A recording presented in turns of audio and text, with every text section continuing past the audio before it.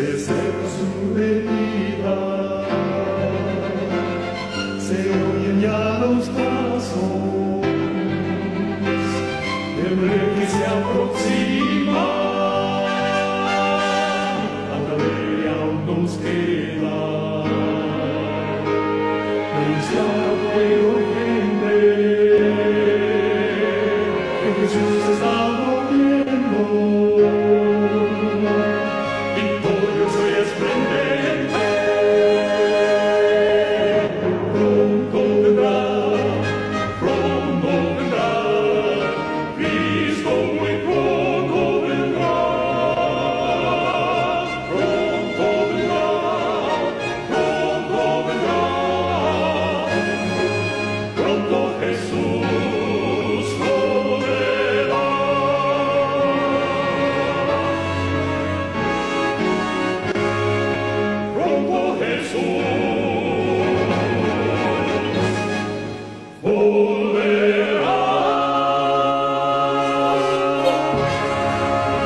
Cariñoso Padre, muchas gracias por el don más hermoso que todo el cielo pudo haber desbordado, que fue a tu Hijo, nuestro Señor y Salvador Jesucristo, quien se merece nuestra adoración, quien se merece toda nuestra reverencia, hoy y siempre por la eternidad, por dos cosas gloriosas: por ser nuestro Creador y por ser nuestro Redentor, pero también por ser nuestro Santificador. Muchas gracias, bendito Señor Jesús, por ser nuestro intercesor allá en el cielo, por interceder delante del Padre y presentarnos como si nunca hubiésemos pecado, con esa fe, con esa certeza, sabiendo de que entramos en tu reposo, que entramos sin ninguna carga de pecado, sin ninguna mancha de contaminación, porque tú ya nos limpiaste con tu sangre preciosa, ya nos hiciste aceptos en el amado Señor, en esa esperanza bendita de saber que tenemos a un Dios todopoderoso, a un Dios glorioso, que se compadece de nosotros y que puede perdonar todos nuestros pecados. Aún tu palabra dice que si fuesen rojos como el carmesí, llegarán a ser como blanca lana. Así que tenemos esa fe implícita, sabiendo de que no tenemos ninguna carga de pecado.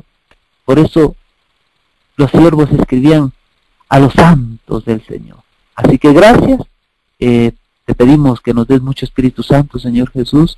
Ayúdanos a estudiar tu palabra, a conocer los tiempos, las razones, Señor, que podamos comprender en qué parte de la historia profética nos encontramos y todo lo que los profetas escribieron, que quisieron verlo. Nosotros tenemos la oportunidad de contemplar y saber de que estamos pasando momentos difíciles en la historia de esta tierra.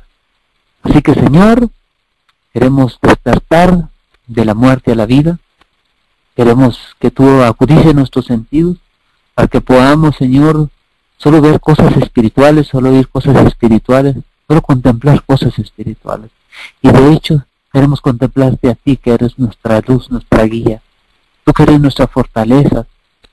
Y te decimos, Señor, porque hay tanta enfermedad en tu pueblo, que sabemos que el único que puede aligerar esa carga de dolor, de sufrimiento, eres tú. Sabemos también, Señor, que hay problemas matrimoniales, pero que el único que lo puede solucionar eres tú, Señor. Así que pedimos por todos nuestros hermanos en la ancha faz de esta tierra, por cada uno que esté pasando sus momentos difíciles, en aflicción de la enfermedad, en problemas matrimoniales, en problemas económicos, en problemas de trabajo, Señor, en problemas también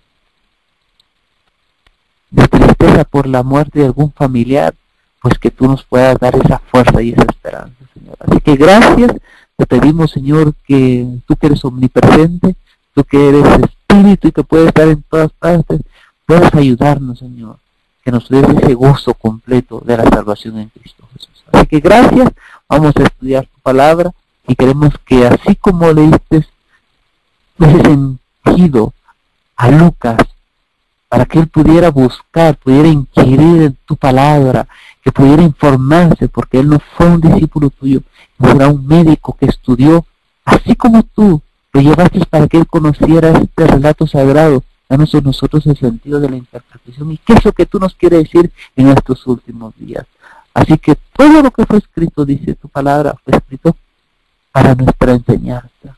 Así que queremos pedir que tus ángeles acampen alrededor de nosotros, nos cuiden, nos defiendan de todo peligro, de todo mal, porque en este sábado glorioso estamos entrando, Señor, en esas horas santas, podamos tener el gozo, ese placer de querer alabar tu nombre donde quiera que estemos, que podamos glorificarte, Señor, que podamos rendirte pleitesía, Señor, al ponernos de rodillas delante de ti, al cantar con gozo, al estudiar tu palabra. Deja, Señor, que todo germen de orgullo, de egoísmo pueda ser apartado de nuestra vida. Queremos solo los frutos del Espíritu, Señor, y andar en esa escalera del cristiano que solo tu Espíritu Santo nos puede dar. Así que gracias, vamos a estudiar tu palabra y pedimos pues tu dirección. En el nombre de Jesús, amén. Vamos a ver algo bien bonito. Yo creo que espiritualmente tenemos que estar preparados para lo que viene. Sabemos que hay mucha situación difícil en el mundo. Casi todas las agencias del mal se han coligado ya. Todas están en unión, en una estrecha armonía. Tanto la cuestión religiosa como el mundo están en una corrupta armonía ya.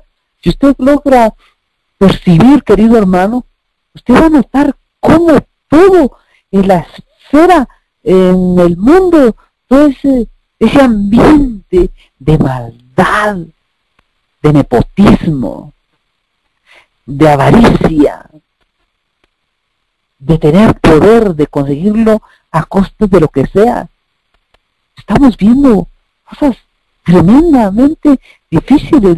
La naturaleza está gimiendo también a una, con dolores de parto. Ya la tierra ya está, se nos habla del calentamiento global, se nos está hablando del derretimiento de los glaciares, de cómo están en algunos lugares incendios, sequías, en otros lados donde había calor ahora está nevando, y miramos cómo vienen todas las agendas del homosexualismo, del GBLT, cómo viene toda la agenda del aborto, todo lo que estamos viendo, y cómo Donald Trump ahora se está pronunciando, haciendo discursos en lugares donde se prohibía antes, pero como ya movieron la agenda, y como ya movieron las cuestiones en leyes como la enmienda Johnson, como ya hemos visto cómo han movido todo para poder captar la atención,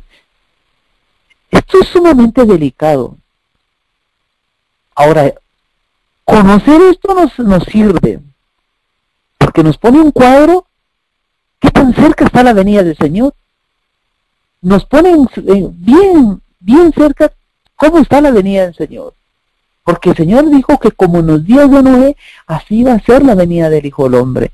Y que el aumento de la maldad iba a estar tremendamente fuerte. Todos los pensamientos de la gente eran continuamente al mal. Y lo estamos viendo. Como en los días de Lot, miramos nosotros cómo el homosexualismo está creciendo aceleradamente por todos lados. Miramos nosotros la corrupción, tanto en líderes religiosos, en líderes políticos, gente que se está cargando la religión para poder de ello cobrar dinero, para vivir una vida ostentosa y lujosa.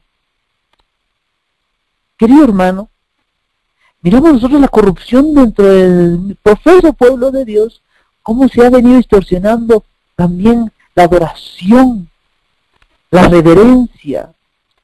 ¿Cómo hoy ya no se tiene un concepto de la vida espiritual?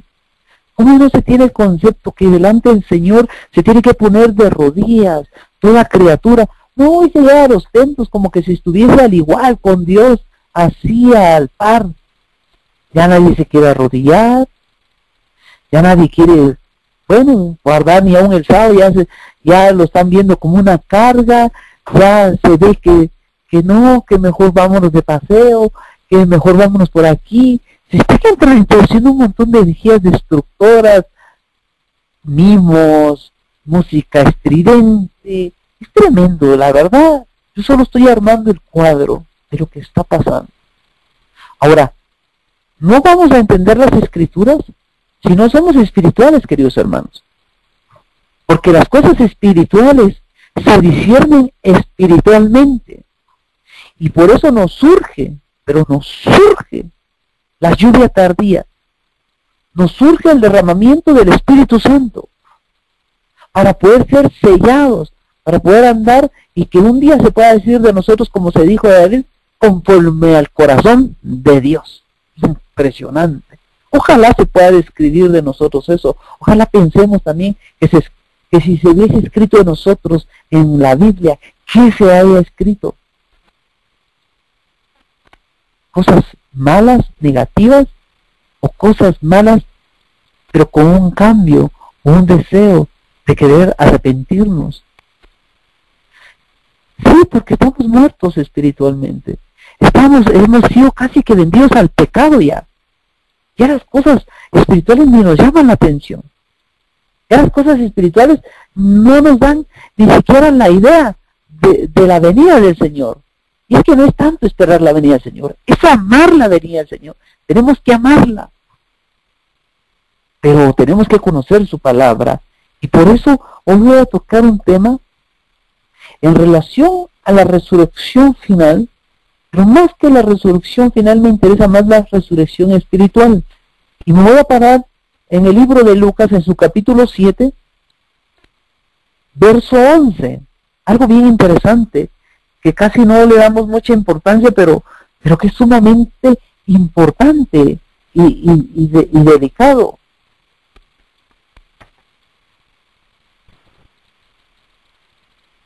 Lucas 7, 11 comienza así. Poco después, dice, Jesús fue a la ciudad llamada Naín.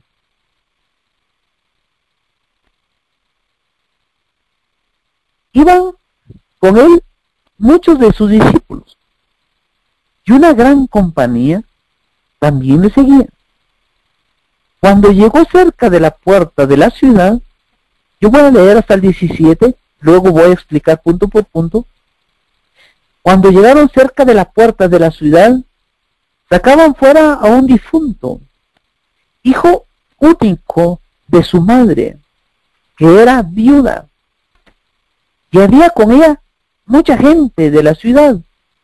Cuando el Señor la vio, se compadeció de ella y le dijo, no llores. Se acercó al féretro y lo tocó, y los que lo llevaban se detuvieron. Entonces Jesús dijo al muerto, joven, usted va a encontrar en otras versiones que va a decir, mancebo, a ti te digo, levántate. Entonces el que había muerto se incorporó y habló, y Jesús lo vio a su madre.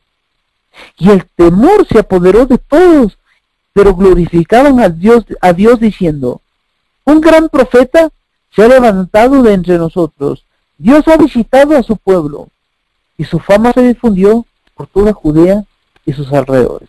Hasta ahí lo voy a dejar como una forma de lectura, solo si lo miramos así superficialmente. Ahora voy a comenzar a entrar en detalles porque este milagro se cree que ocurrió en el otoño, en el año 29 de Jesucristo, que estaríamos hablando como en octubre, que es lo que se refiere siempre cuando se habla de otoño. Otoño y octubre va de la mano porque octubre también tiene que ver con juicio. Pero mire qué interesante, es importante conocer estos detalles, porque también cuando usted está viendo Lucas 7 en el 11, dice la ciudad llamada Naín. Es la primera aldea mencionada en ese viaje. Mire qué interesante el ordenamiento, porque el Señor permite que los escritores bíblicos hagan mención de detalles que para muchos son insignificantes, pero a la hora de estudiar la palabra de Dios minuciosamente se da cuenta que tiene una ventaja, una bendición, porque eso nos hace comprender cuán abarcante era Cristo y su poder, y cómo de verdad Él vino a salvar lo que se había perdido.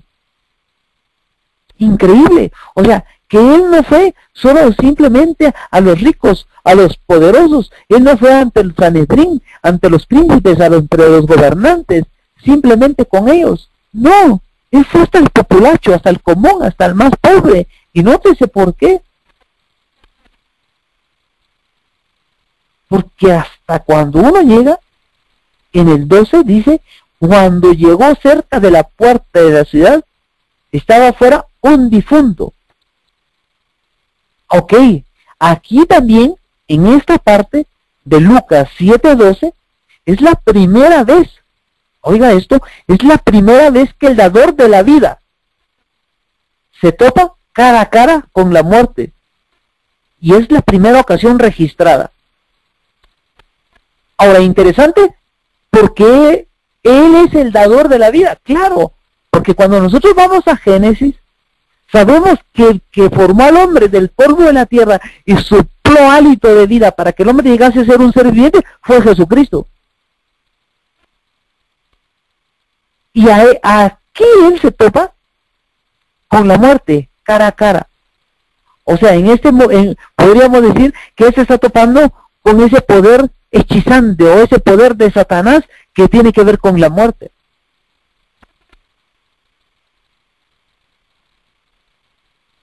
Ahora,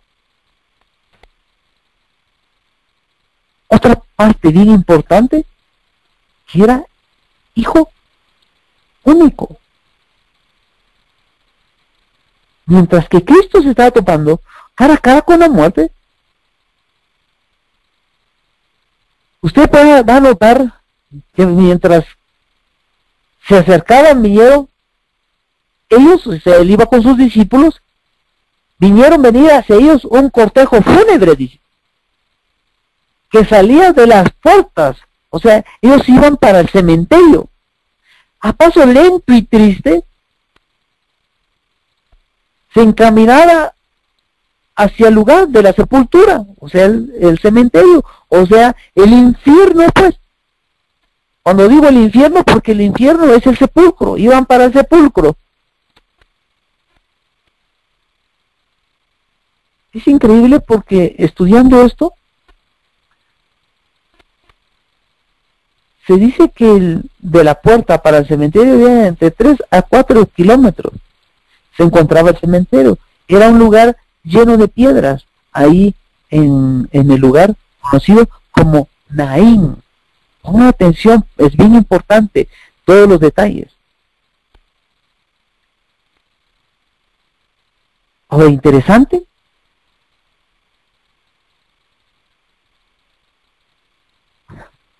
que la mujer también era viuda. Eso es un hecho, de que la mujer era viuda. Y otra parte, que ese fuese su único hijo, que es la misma expresión que se utiliza para expresar a alguien monógenes, que es hijo único o unigénito. Mire qué interesante el cuadro, porque también este cuadro nos presenta también a Cristo como el monógenes, el único en su género, y este era su hijo único, el hijo único de la viuda.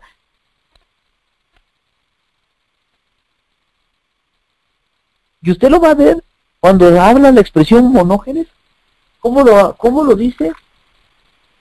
Primera de Juan 1:14. Dice, y el verbo se hizo carne y habitó entre nosotros, lleno de gracia y de verdad, y vimos su gloria, que como hijo único recibió del Padre. Aquí está diciendo como hijo, como monógenes, como hijo único, como único en su género. Por eso es importante ver esos detalles. Para muchos, esto no tiene mucha importancia cuando uno lee Lucas. Pero acuérdense que Lucas fue una persona que recopiló información. Que muchos hoy estarían diciendo que eres un plagio, pero no. Eres una recopilación, pero fue lleno del Espíritu Santo para que fuera recopilando las escenas más importantes y que iban a quedar registradas en la palabra de Dios. Ahora, aquí en esta parte se presenta una situación sumamente triste.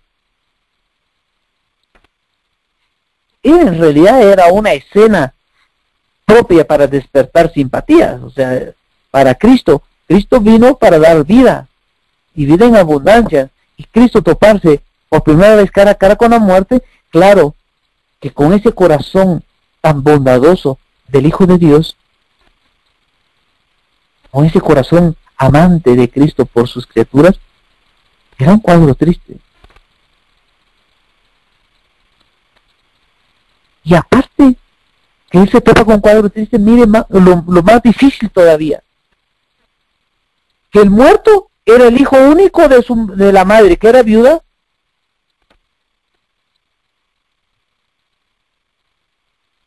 que él era la economía de los dos. Él era el que sustentaba el hogar. Y que cómo no iba a ser un cuadro sumamente triste. Y por eso ahí la solitaria doliente iba siguiendo a las sepulturas, a su único consuelo, a su único apoyo terrenal, al que le podía dar alimento, económicamente ayudarla. No se dice la edad del joven, interesante, es otro de los puntos que no se destaca la edad de este jovencito, pero se dice joven. El joven comprende desde los 17 casi a 25 años. O sea, es una posición joven, no está diciendo niño, no está diciendo adolescente, está diciendo joven, por eso dice mancebo.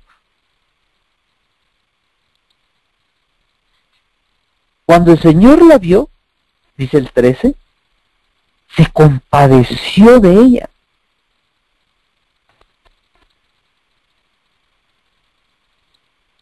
Esta es una de las relativamente pocas veces en las cuales los evangelistas llaman a Jesús Señor. Ahora, interesante, porque dice cuando el Señor. Ahora, ¿por qué le dice Señor? Porque en la expresión Señor, en la versión que nosotros tenemos, que es un punto también de estudio, quiere decir Dios. Mire qué interesante. Cuando el Señor, dice, refiriéndose a Jesús, le dice, cuando el Señor lo vio, dice, ciertamente llorando, vio a la madre llorando. La madre no se había notado, o sea, la madre no había notado la presencia de Jesús, ni por la mente, entre lágrimas, entre la bulla de las planilleras, entre la escena dolorosa que estaba pasando, a pesar de que él no iba solo, porque iba, dice, con sus discípulos. Cuando comienza, dice, poco después Jesús iba a una ciudad llamada Naín, iba con él muchos de sus discípulos, o sea, iba bastante gente con él, pero la madre no iba pensando en Jesús. La madre no iba pensando en toparse con el dador de la vida. La madre no iba pensando en una escena de triunfo. La madre iba pensando en esa cuestión triste, lo que el cuadro en realidad estaba pasando. Pero sin notar su presencia, Jesús se acercó a ella y con un tono amable, compasivo, benigno, le dice a esa madre: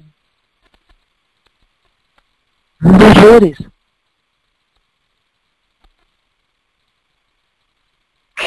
Extraño para muchos hoy.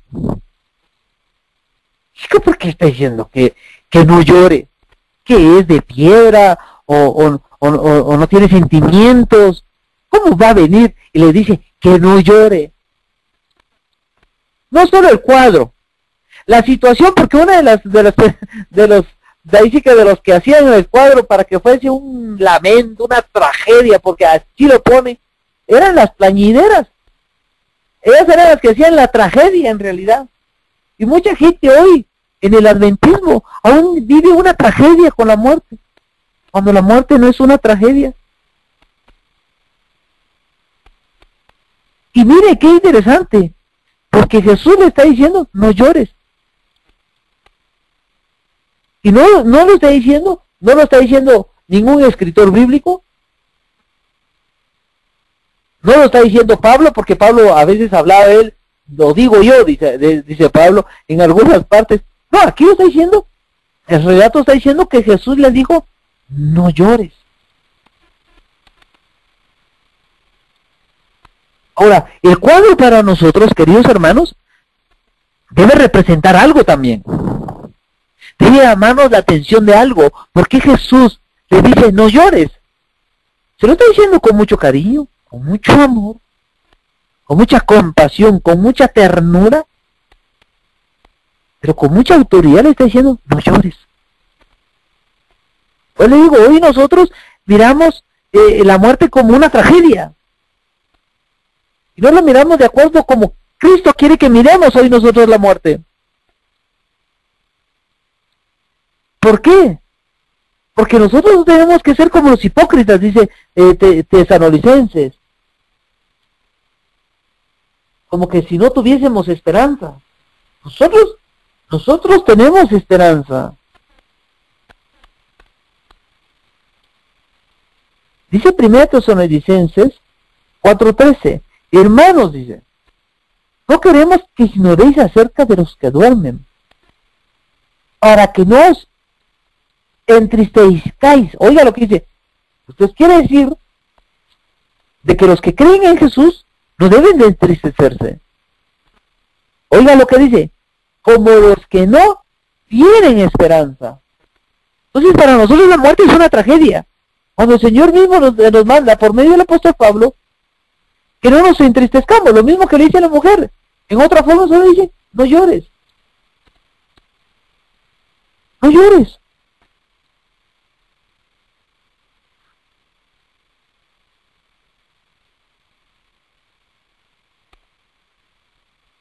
En ese momento, ese maestro hermoso, este Señor todopoderoso, ese que para algunos era un profeta, Jesús, estaba por cambiar su pesar de tristeza en gozo. Pero no podía evitar esa expresión de tierna simpatía. De los labios de la viuda no se hizo ninguna petición, si usted nota. La viuda no le dijo, tú eres Jesús, ayúdame.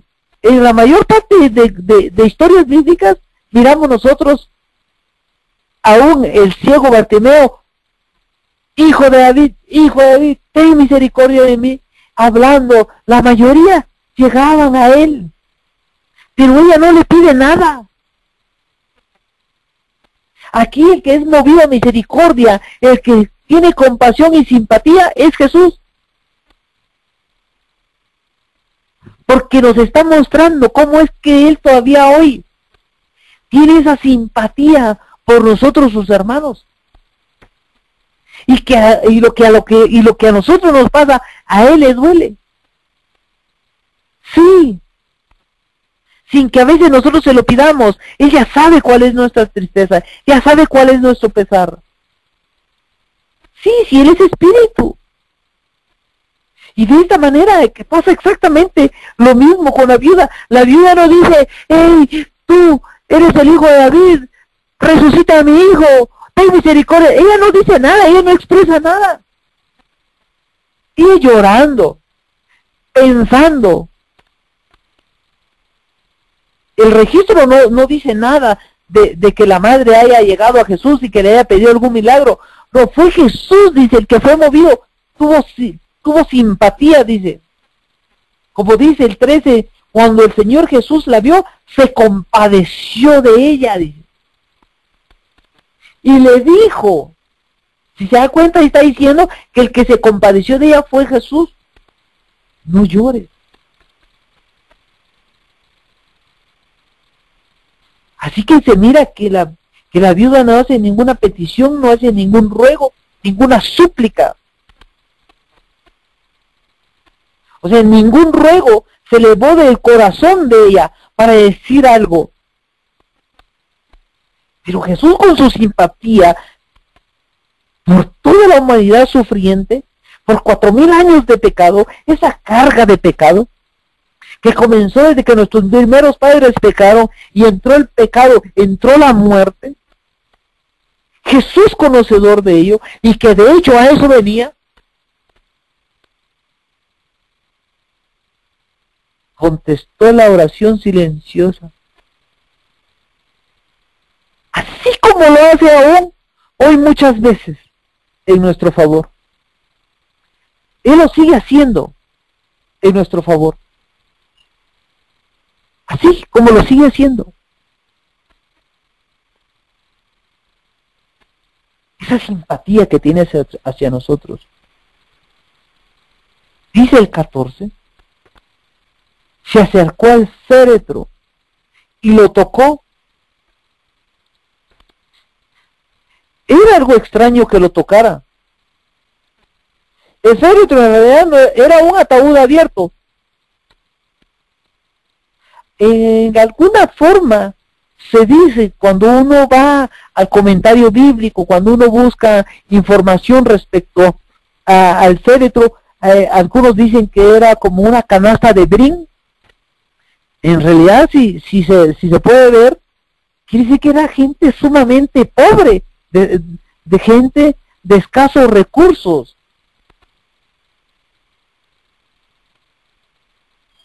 Que lo pone como una forma, el cuadro así, porque el ataúd iba abierto, o sea que ellos, como decir, no sé, para muchos si conozcan, en México, en Guatemala se maneja los petates, se le llama, donde la gente a veces se sienta o se acuesta, o como las hamacas, solo que era de brin, algo así era el féretro,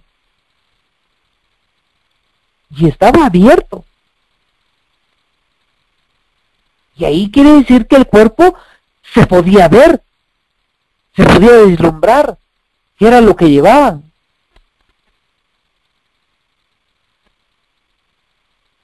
Y ahí, alrededor de ese cuadro, estaban las plañideras.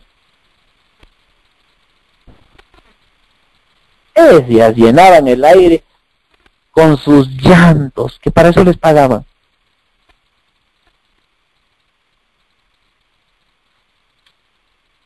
Así el cuadro se va poniendo sumamente interesante. Marcos nos da un vislumbre. Marcos, en su capítulo 6, verso 43.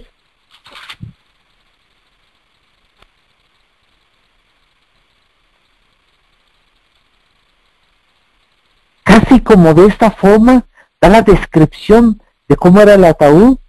Dice Marcos 6:43, y alcanzaron 12 cestas llenas de pedazos de pan y de pescados. Cuando está hablando de las cestas se hacían de eso, de mimbre, y de ese material se cree que era el de este joven, donde iba su cuerpo. Ahora Jesús viene, se acerca y toca el féretro. Eso es algo bien interesante.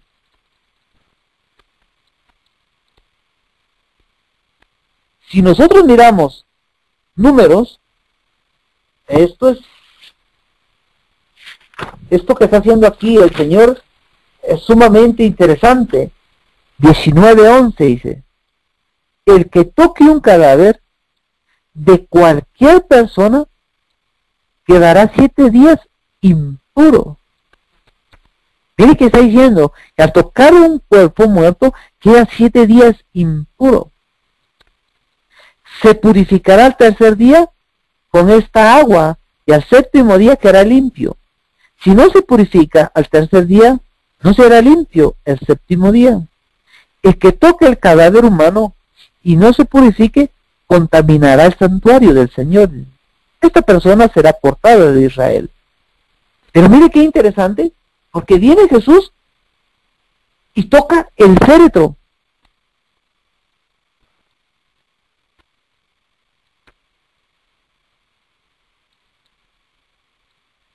Ni aún el contacto con la muerte podía contaminar a Cristo.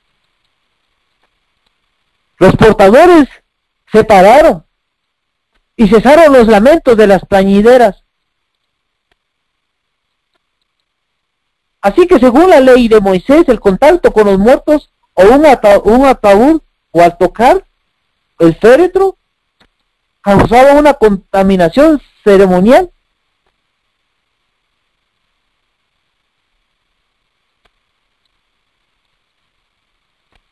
Pero ni eso afectaba a Jesús. Ahora vieron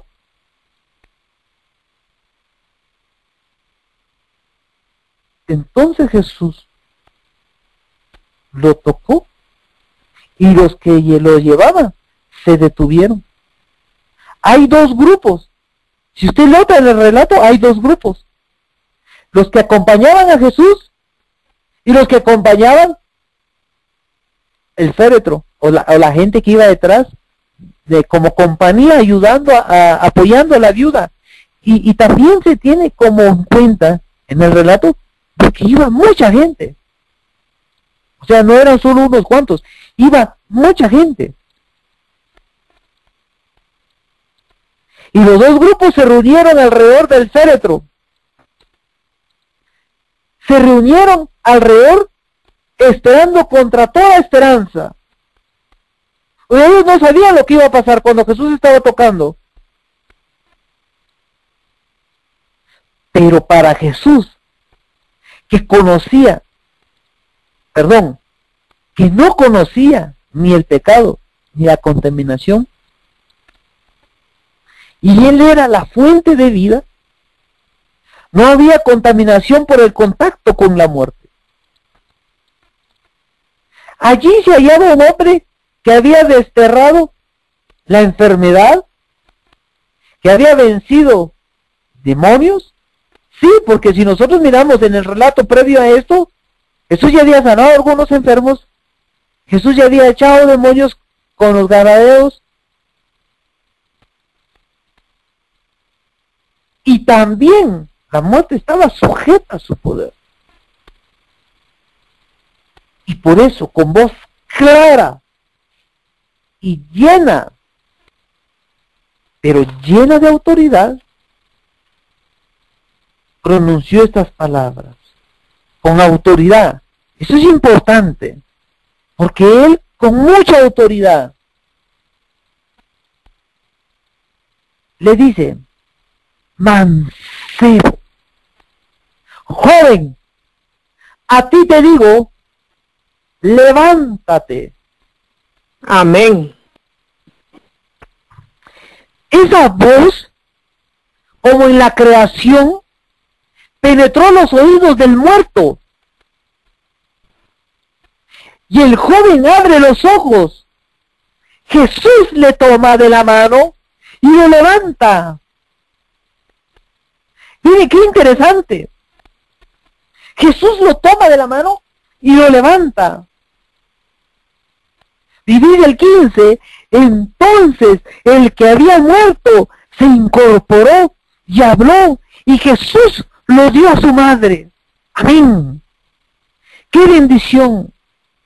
El poder de Cristo en relación con la muerte. Ahora yo quiero tomar dos enseñanzas de acá de este relato de Lucas. Y por eso el Señor lo dejó para nuestra enseñanza.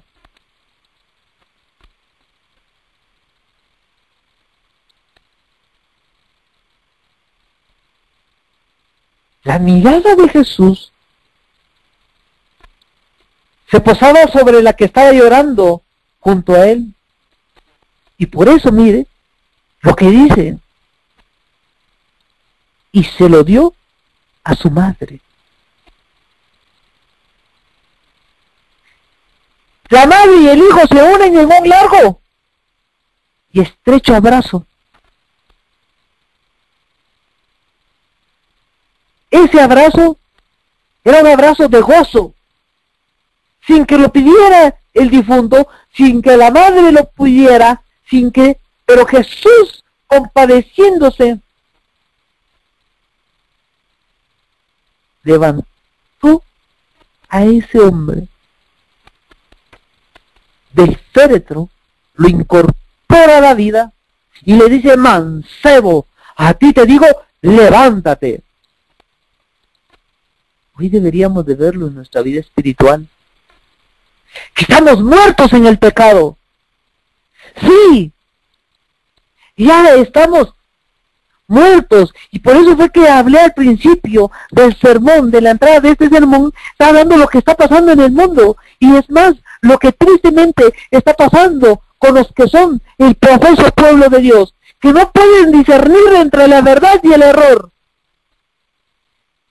que piensan que todo lo que brilla dentro de la iglesia es oro.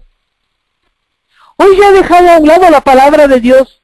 Las verdades puras y cortantes de la palabra de Dios se tienen con desprecio. Hoy, cuando se está estudiando la palabra de Dios, se le pone un germen de orgullo. Hoy se prefiere más una religión que una vida espiritual, y no tenemos que confundirnos en ello. Nosotros tenemos que ser espirituales, no religiosos. Pero ¿cómo? Es que yo voy el sábado a la iglesia. Yo guardo el sábado.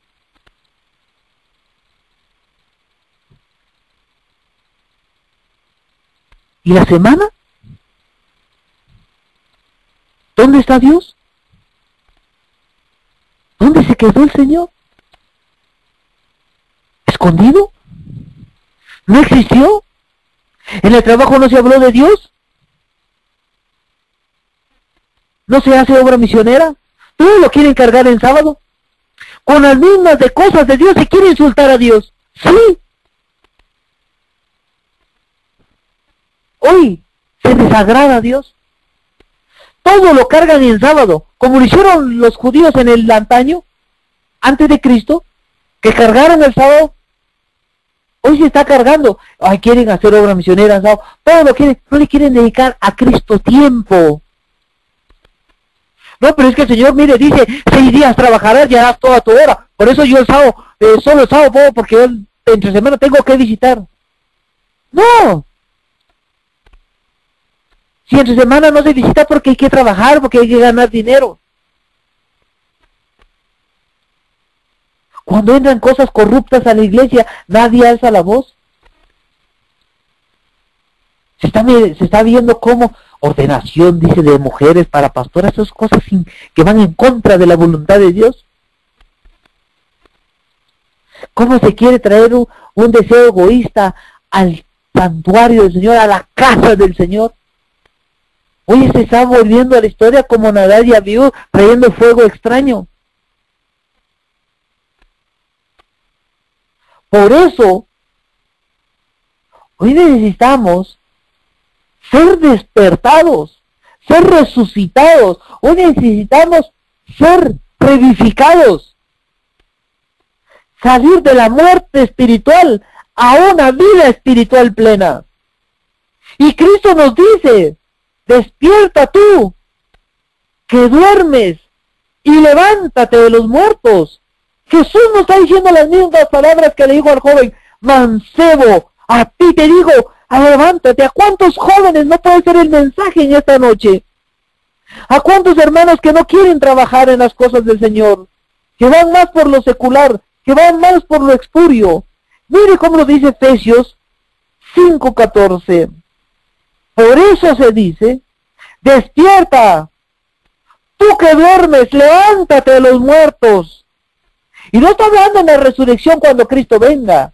Lo está tocando en el plano en el día de hoy. Porque dice, levántate y te alumbrará Cristo. La misma escena que pasó con el hijo de la viuda de Naín, con este joven que iba en el cortejo fúnebre ya para el cementerio, donde la madre llorando, angustiada, desesperada, donde ese joven oye la voz de Cristo, sus oídos entra la voz de sus oídos y penetra, y Jesús lo levanta. Es ese mismo Jesús todopoderoso que hizo los cielos y la tierra, el mar y las fuentes de las aguas. Ese mismo Jesús que hoy nos está diciendo, levántate tú que duermes, que te alumbrará Cristo.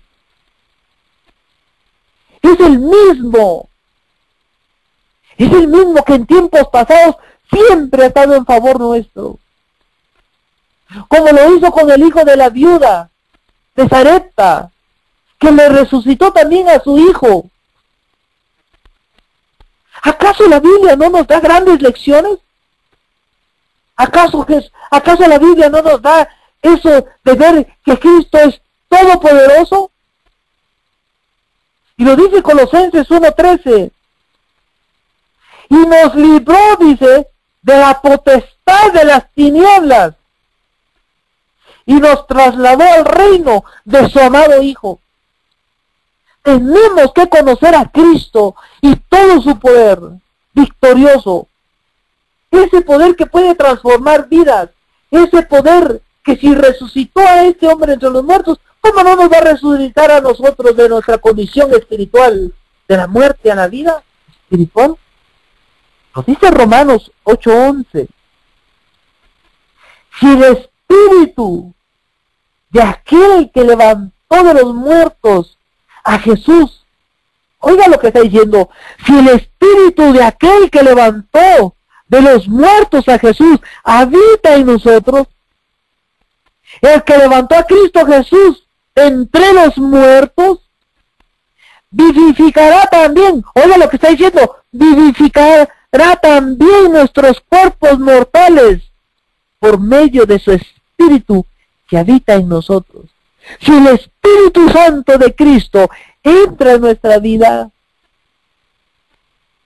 va a entrar como cuando como Ezequiel tuvo la visión el valle de los huesos secos, que comenzaron a tomar carne. Es la misma palabra que hoy nos dice a nosotros, a través de su poder, al poder de Cristo, ese poder transformador que tiene, decir, levántate, despierta,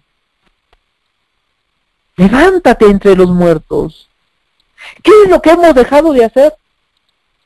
Tenemos que pensar qué es lo que hemos dejado de hacer. Si dejamos de hacer las cosas buenas, pues retomémoslas, retomemos el camino. Pero lo más importante es si dejemos de hacer las cosas malas, las cosas que cada día nos van matando espiritualmente, que cada día nos va enterrando.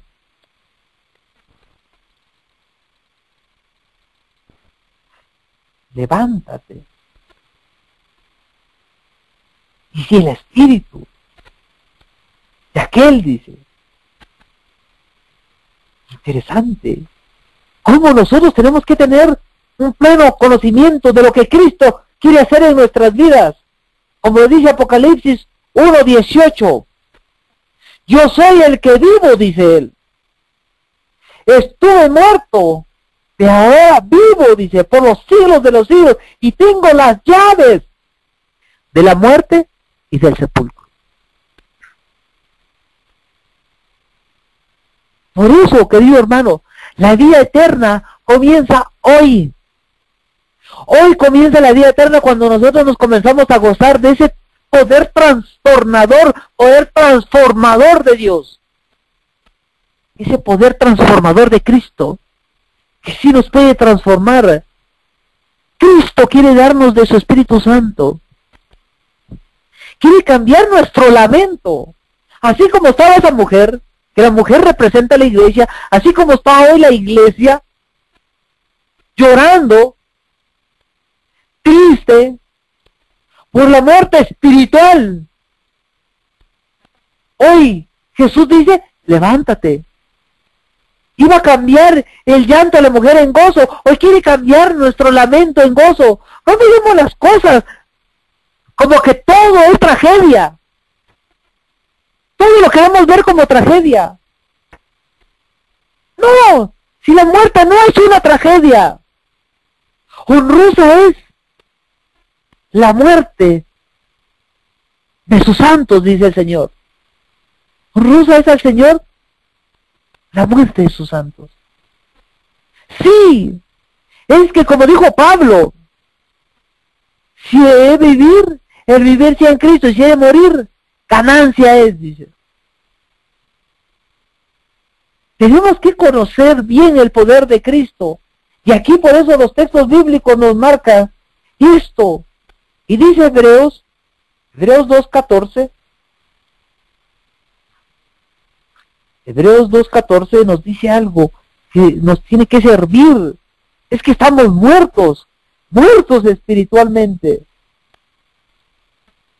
Así dice, por cuanto los hijos participan de la carne y sangre, él, refiriéndose a Cristo, también participó de lo mismo, para destruir por su muerte al que tenía el dominio de la muerte, a saber, dice, el diablo, y librar a los que por temor a la muerte vivían como esclavos toda su vida. Hoy nosotros ya no somos esclavos, hoy somos libres en Cristo Jesús. Hoy tenemos que conocer que Cristo es espíritu y que ese espíritu nos quiere dar libertad, como dice Corintios. Porque donde el espíritu está, dice, hay libertad. Quiere decir que donde Cristo está, hay libertad. Y Él nos está ofreciendo eso, vida eterna. Nos está ofreciendo salvación. Pero como nuestros ojos no quieren ver por fe al invisible, como nuestros ojos no quieren ver por fe las cosas que el Señor ha ido a preparar al cielo, como nuestros ojos no son espirituales, nos contemplamos con estas cosas que nos ofrece el mundo y tus grandes selva gris. Sí, nos alucinamos por un vehículo, solo porque el vehículo ya se va solo, porque tiene Bluetooth, porque tiene sensor de movimiento, o solo por una computadora o un teléfono que ya es inteligente, nos deslumbramos como que eso fuera la gran maravilla del mundo. No, es la vida eterna. Nos hemos vuelto cada día más materialistas que espirituales. Y por eso es que el Señor nos manda que podamos despertar, que nosotros también salgamos de esa etapa soñolienta, de esa etapa de muerte espiritual, que podamos reedificarnos espiritualmente para poder tener una vida consagrada a Cristo. Voy a leer el deseo de todas las gentes en la página 286.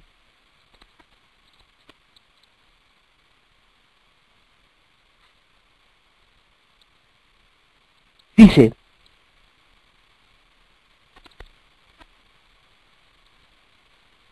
Satanás no puede retener los muertos en su poder. Oiga esto, Satanás no puede retener los muertos en su poder cuando el Hijo de Dios le ordena que vivan. No puede retener en la muerte espiritual. Oiga esto, ahora ya entra la lección. No puede retener en la muerte espiritual. No está diciendo en una muerte real, sino está hablando de esa muerte espiritual. A una sola alma que con fe reciba la palabra del poder de Cristo. Esto quiero dejarlo claro. No puede retener, dice, sea, Satanás no puede retener en la muerte espiritual a una sola alma que con fe reciba la palabra del poder de Cristo. Hoy necesitamos tener fe. Hoy necesitamos tener esa certeza de la salvación en Cristo y que Él nos puede cambiar de esta muerte espiritual a la vida espiritual. Amén. Sigue diciendo, Dios dice a todos los que están muertos en el pecado, que es lo que todos estamos, muertos en el pecado, pero que Cristo quiere decir, que nos quiere decir, levántate, resplandece, quiere que seamos luz a este mundo que perece, a este mundo que no sabe más que discordias, que pleitos, que contiendas, que batallas. Dios quiere que nosotros seamos luz, quiere que seamos diferentes, quiere que le mostremos que seamos esa sal del mundo, quiere que seamos la luz del mundo, quiere en realidad que nosotros reflejemos a Cristo para que la gente pueda ver que hay un Dios que es amor, que es compasivo y que es todopoderoso. Es que es así, nosotros somos Cristo en la persona de sus santos, dice la mensajera. Y nosotros no podemos venir hoy haciéndole mal a alguien. Nosotros debemos de amar a nuestro prójimo como a nosotros mismos, dice la Escritura. Pero hoy está pasando que hay madres, padres adventistas, suegras adventistas, nueras adventistas, y que las mismas suegras se empeñan con fastidiarle la vida a las nueras, que los mismos suegros se empeñan en fastidiarle la vida a sus hijos, y aún en la vida espiritual, y dicen ser creyentes. No se puede que un hermano esté fastidiando la vida de su otro hermano. ¿Cómo? Si nosotros tenemos que ser luz, nosotros ya estamos viendo que el mundo solo es sufrimiento, solo tristeza. Por eso dice Dios, dice a todos los que están muertos en el pecado, despiértate, tú que duermes, y levántate de los muertos. Esas palabras es vida eterna. Y es que sí, Cristo es la vida eterna. Y esas palabras son las que nos dan vida eterna. Como la palabra de Dios que ordenó al primer hombre que viviera, sigue dando vida. Como la palabra de Cristo, mancebo, dice, refiriéndose a lo que está hablando del hijo de la viuda ahí, a ese joven que lo levanta de ese cesto, mancebo le dicen, a ti te digo, levántate. Hoy Cristo nos está diciendo, si usted me está escuchando, querido hermano, yo no sé dónde me está escuchando usted, pero hoy el Señor le está diciendo a usted, me está diciendo a mí, levántate, resplandece. Son las mismas palabras, dice, que dio a la vida al joven de Naín. Así también, aquella palabra, levántate de los muertos, es vida para el alma que la recibe.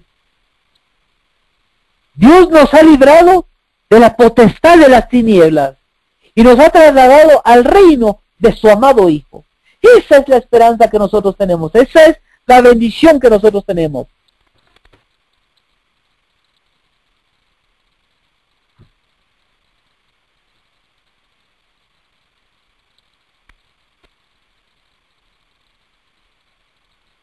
Debemos de despertarnos. ¡Qué bendición! Es que en su palabra todo nos es ofrecido. Sí, en su palabra todo nos es ofrecido. Si la recibimos, tenemos liberación. Amén, gloria a Dios. Alabado sea el nombre de Jesús. Si aceptamos esa palabra, todo nos es ofrecido. No tenemos nada que temerle. Así como dice la mensajera, así como el Señor nos condujo en el pasado, no tenemos nada que temerle. ¿Cómo nos va a conducir en el futuro? Tenemos que hacer de Cristo hoy, no mañana, porque mañana puede ser demasiado tarde. Hoy tenemos que hacer de Cristo nuestro consejero, nuestro amigo, nuestro Dios, nuestro Padre eterno. Saber que todas las promesas que están en su palabra son bendición para nosotros. Y Cristo hoy nos está ofreciendo darnos de su Espíritu Santo. Sí, lo dice la mensajera. Dios está dispuesto a darnos de su Espíritu. Los que no estamos dispuestos a recibirlo somos nosotros. Sí, es que nosotros no queremos comprometernos con Dios. No queremos decir, yo soy cristiano. Nosotros normalmente decimos, yo soy adventista. Es fácil decir ser adventista, pero decir cristiano es palabra mayor. Pero si Él ya nos ofreció la vida eterna en su amado Hijo,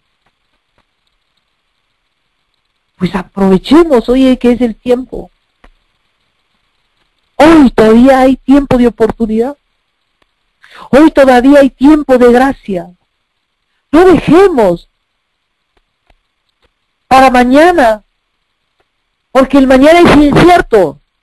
Hoy, si usted, querido hermano, me está escuchando, si hay alguien que me está oyendo que no está bautizado,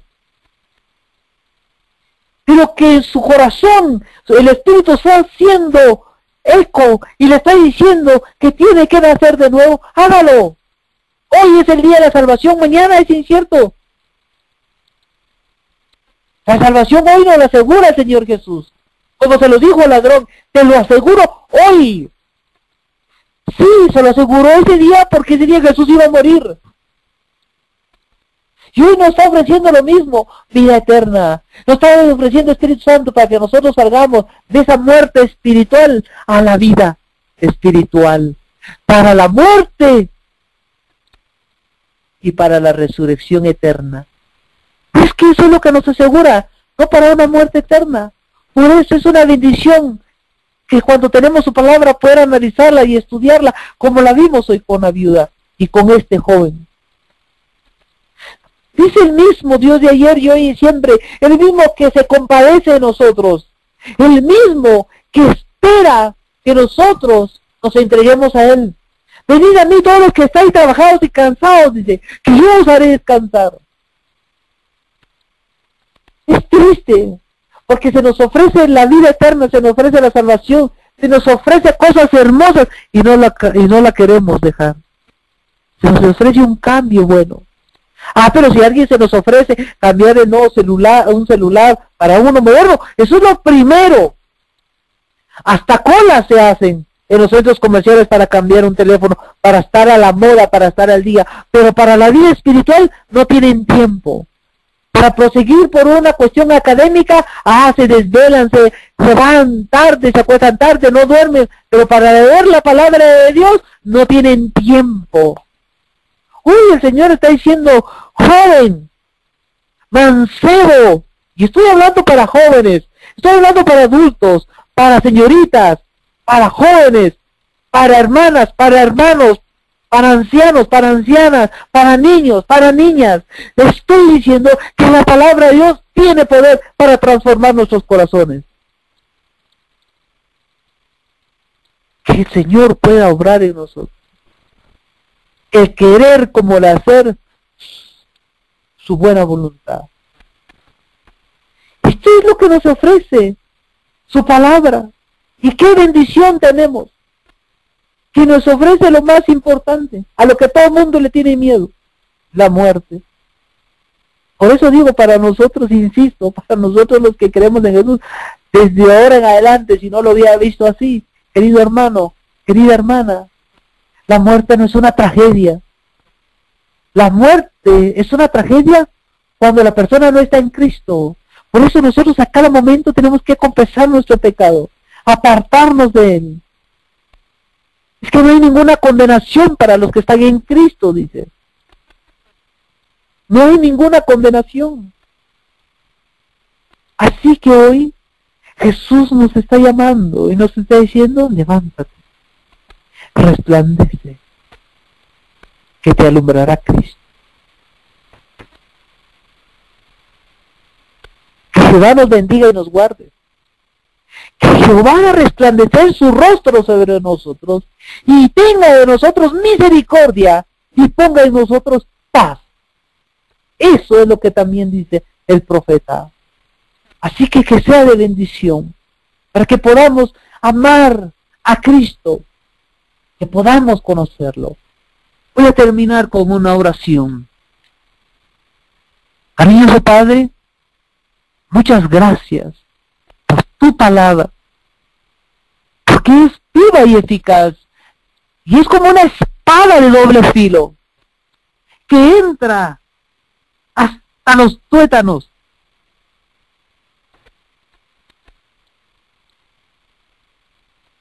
queremos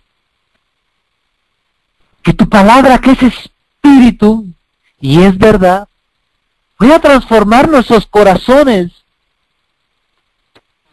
que pueda cambiar de esa forma de pensar, de las cosas corruptas que ofrece este mundo, para una vida incorruptible. Que podamos ser cada día más espirituales, que podamos ser más fieles a ese cometido sagrado, de por qué nos sacaste de la cantera del mundo para edificación de la iglesia, que por qué nos sacaste de la mundanalidad para vida eterna, que por qué nos sacaste de las tinieblas a tu luz admirable. Ayúdanos a hacer luz, que donde quiera que estemos podamos ser luz, que podamos ser luz donde quiera que estemos, que podamos ser la sal del mundo. Así que gracias, Señor. Gracias por tu palabra.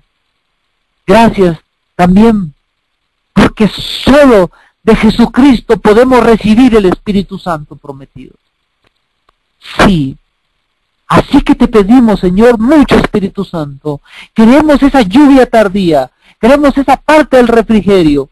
Queremos, Señor, que tú ilumines nuestro camino.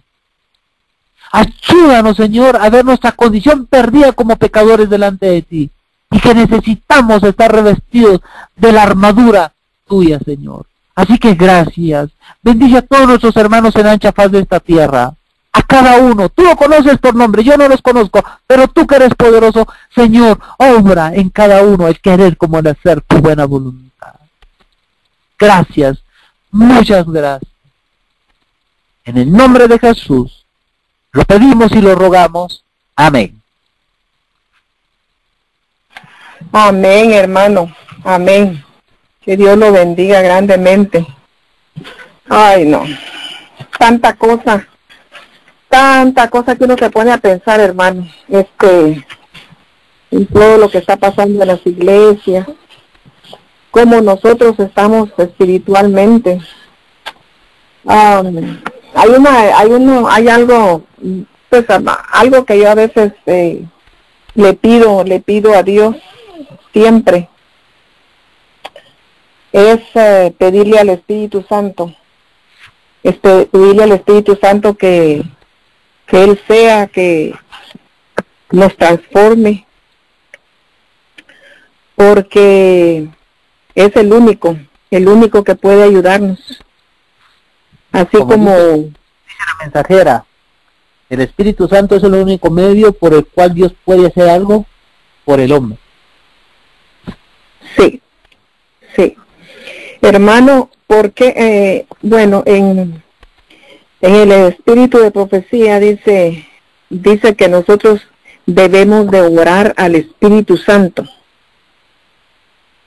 Debemos de orar por el Espíritu Santo. ¿Usted qué piensa de eso? Fíjese que hay muchas cosas, hermano, que a veces, no sé, yo escucho y cojo para mí lo bueno, porque a veces lo invitan a uno, ¿no? Que uno, le mandan a uno videos, audios y todo eso para que uno escuche otras cosas. Que hay muchas personas que, pues, que no creen, ¿verdad?, en el Espíritu Santo. Y yo sí creo, hermano, porque la palabra de Dios lo dice, Padre, Hijo y Espíritu Santo. Y así como el Señor se fue, dejó al Espíritu Santo para que Él pues nos guíe hasta cuando Él regrese. ¿Es así o no, hermano? ¿O estoy equivocada? Bueno, pero es que ese tema es un poquito, bueno, ya sería tal vez una parte muy formal de plática personal con usted, pero pues no es tan así como usted lo está presentando. Sí, fíjese, sí, no, esto, a veces hay personas que hablan mucho de esto, hermano, y hay muchas cosas que la palabra de Dios es bien clara. Es bien clara. Yo creo que, no sé por qué es que la gente se confunde y quieren meterse más profundo de lo que a nosotros no nos pertenece.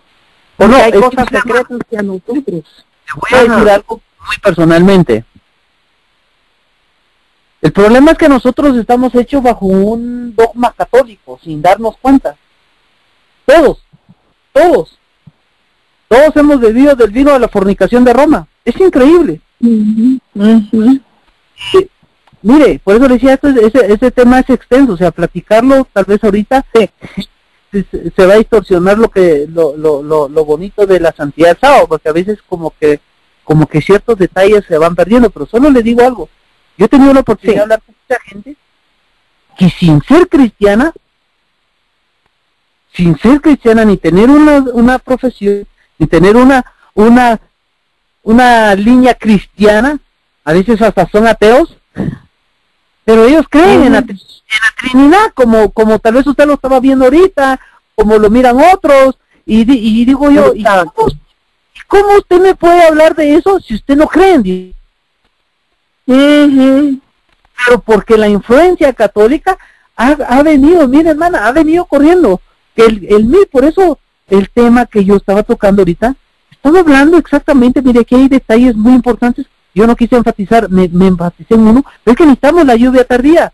O sea, necesitamos que Cristo, amén, nos dé, oiga lo que le estoy diciendo, nos dé de su Espíritu Santo, que nos dé Él de su Espíritu Santo, como lo dice la mensajera en primeros escritos, para que nosotros podamos ser transformados. Amén. Por eso, hermanos. Por eso nosotros tenemos que orar pidiendo Espíritu Santo. Es que es diferente en la forma como se lo mira el catolicismo, como nos lo han presentado la misma iglesia, viendo lo que sí Cristo puede hacer, ese poder transformador de Cristo en el hombre, pero acuérdese que Él lo hace como Dios. Sí. Porque Cristo está como hombre en el cielo, intercediendo por nosotros. Sí. Entonces son detalles, hermana, son detalles que son bien importantes. Lo que sí, y qué bueno, es que creemos que necesitamos del Espíritu Santo para poder vivir. Así mismo es, hermano. Lo necesitamos, sí. Y pedirle a Él que nos ayude y nos transforme. Eso digo. Oiga lo que dice la mensajera, sin el Espíritu Santo, oiga esto, Cristo no podría hacer nada, pues. No podría hacer nada, es el único medio. O sea, no, es que es como, por eso digo, es bien importante conocer bastante respecto a eso, porque ¿qué puede hacer Dios? Ya nada. Porque Cristo es Espíritu, no fuerza a nadie, pero el Espíritu Santo entra a moldear nuestro carácter, a moldear nuestra vida, a transformarnos, amén, a ordenarlos. De hecho, tal vez a la próxima voy a tocar un tema. De hecho, yo estuve estudiando con unos jóvenes en esta semana y hablábamos exactamente de esto, porque yo les decía a ellos, es que miren, decía yo a ellos, lo que a nosotros nos gusta como seres humanos, honestamente, es fumar, es tomar, es trasnochar, es fornicar. Eso es lo que a nosotros como seres humanos nos gusta. Sí. Esa es nuestra naturaleza de pecado. Ahora, cuando nosotros ya no lo hacemos, es lo que entra Génesis 3:15, enemistad potente. Sí, con como Cristo, si no estuviese obrando espiritualmente en nuestro favor, entonces no tendríamos estos cambios que nosotros tenemos hoy. Solo comienza a haber una enemistad, porque hay cosas que a nosotros ya no nos gustan, que ya no nos placen, que ya no nos llaman la atención. Pero lo que sí deberíamos estar pidiendo a cada momento es que el Señor nos dé mucho Espíritu Santo. Amén. Es que esa debería ser nuestra oración, porque si nosotros no pedimos Espíritu Santo no podemos hacer nada. Todas nuestras justicias, dice el profeta, son como trapos de inmundicia. No, necesitamos mucho Espíritu Santo, hermana. Eso sí, hay que pedirlo. Hay que pedírselo a Cristo, que Él nos dé mucho Espíritu Santo, que Él nos pueda dar ese poder transformador, eso como le llama Él mismo, y recibiréis poder, dice, y me seréis testigos, dice. Eso amén. Hermana, eso debería de ser. ¿Acaso todo lo que Jesús nos escribe, cuando nos describe, el que busca, halla, dice? ¿Quién siendo aún ustedes siendo malos saben dar buenas dádivas a sus hijos? ¿Cuánto más nuestro Padre no va a dar su Espíritu a quien se lo pida? Sí. O sea, ese es el contexto, hermana. Pedir Espíritu Santo, porque estamos viviendo momentos difíciles, y sin el Espíritu Santo nosotros no vamos a ningún lado. No podemos hacer nada. No vamos a poder pedir bien lo que usted acaba de decir, porque nosotros ¿qué vamos a pedir? Dame casa, carro, dame riquezas, pero el Espíritu Santo nos va a decir, esa es tu condición de pecado.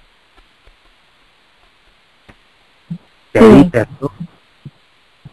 Nos va a componer nuestras oraciones.